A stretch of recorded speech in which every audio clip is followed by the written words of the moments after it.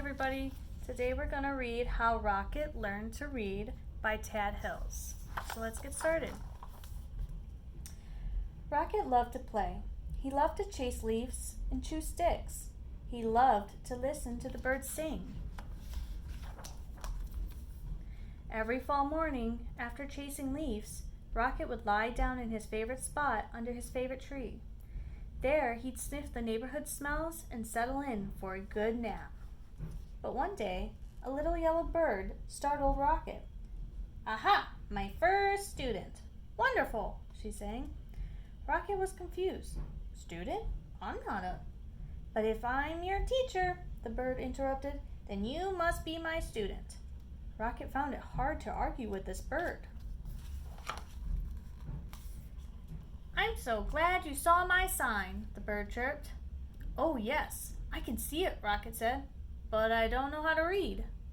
"Can't read? Fantastic!" She waved a wing. "Welcome to my classroom." "But I just came here to nap," Rocket said. No, there will be no napping in class," declared the bird, "except of course during nap time."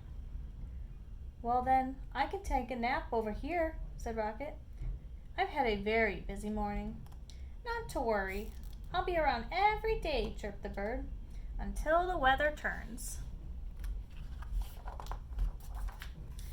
As Rocket breathed in the crisp air, the little yellow bird hung her banner. "Ah, the wondrous, mighty, gorgeous alphabet," she marveled. "Where it all begins." Opening up a book, the bird began to read. She sang out the story of an unlucky dog named Bustard who'd lost his favorite bone. A cool breeze carried her lively voice across the yard. At first, Rocket was disturbed.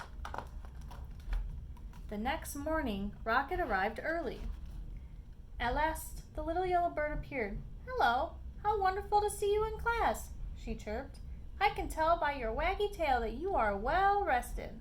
"I'd like to hear the end of that story, please," said Rocket. "This seems like a fine way to start the day," chirped the bird. She gave Rocket a name tag and began to read. Every day, Rocket returned to the little yellow bird's classroom. In the morning, the bird taught him a new letter until he had learned all the wondrous, mighty, gorgeous alphabet. Together, they sang out the sounds that each letter makes and spelled the sounds they heard around them. With a G and many R's, they spelled Mr. Barker's growl. Rrrr. They spelled the sound of the wind, which was growing colder by the day. WHHOOSSSHHHH, whoosh. Soon, they were spelling words like fall, FALL, for the gusty time of year, and red, RED, for the color of the leaves. And each afternoon, the bird read a story. She read stories about dogs and birds. She read about leaves changing colors and about birds flying south for the winter. Then one day, the weather turned and the letter banner disappeared. "See you again in the glorious spring," the bird sang.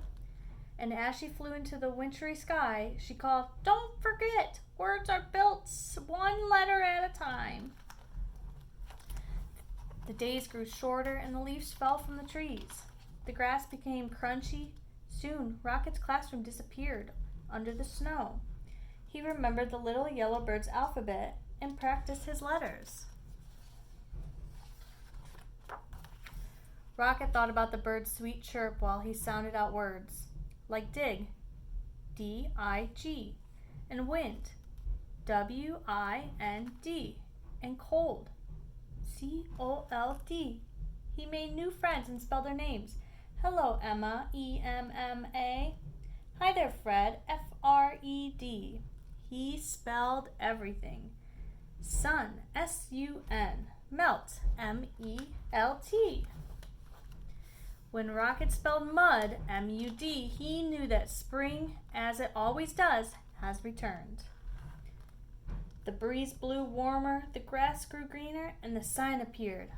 Class starts tomorrow. Early the next morning, Rocket rushed to his classroom. As he waited, he spelled wag, W-A-G. Soon the little yellow bird arrived. Aha, my star student, she sang. How wonderful to see you. I can tell by your waggy tail that you are ready for class. Welcome back, Rocket. Then together they began to read. They read stories about the birds flying north in the spring. They read about picnics in the warm sun. And they read about Buster, the lucky dog who found his bone under the lilac bush. And when they were done, they read it again and again and again. Again. The end. Thanks for watching.